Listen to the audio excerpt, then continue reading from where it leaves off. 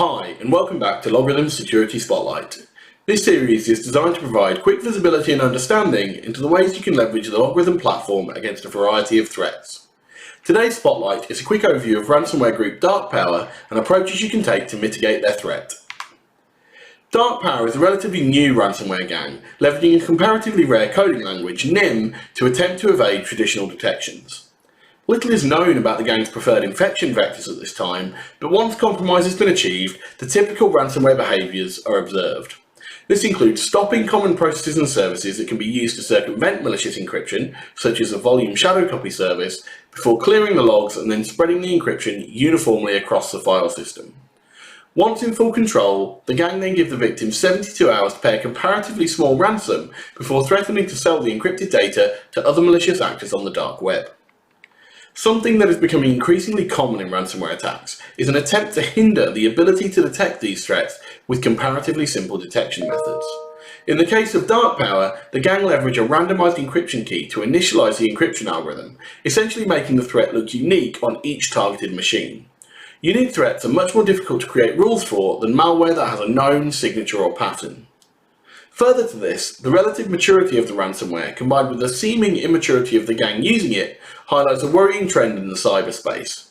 As the tools for attack creation become more user-friendly and easier to access, the barrier to entry for would-be threat actors is decreasing all the time.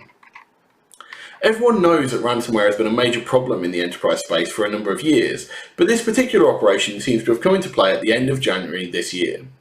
The operation hasn't yet done any major promotion on any hacker forums or dark web spaces, so it's likely an independent project. And despite this, they've already claimed 10 successful infections.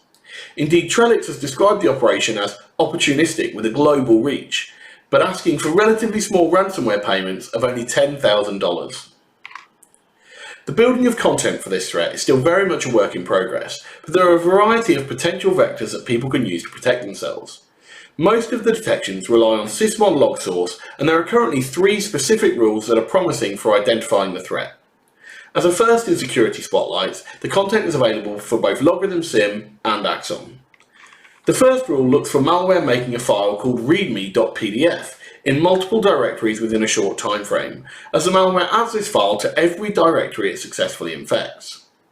The second rule monitors the Windows registry for the registry extension .dark_power, which is the extension appended to any encrypted files. Finally, as discussed earlier, monitoring for the group attempting to terminate the volume shadow copy service is an easy indication of malicious activity.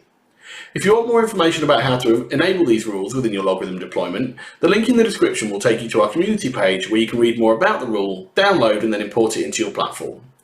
Alternatively, please reach out to your line sales engineer or co-pilot and I'll be happy to assist you.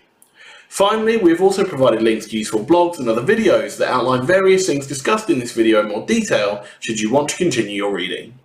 Thank you for taking the time to listen. Please check back next week, same time, for another of LogRhythm's Security Spotlights.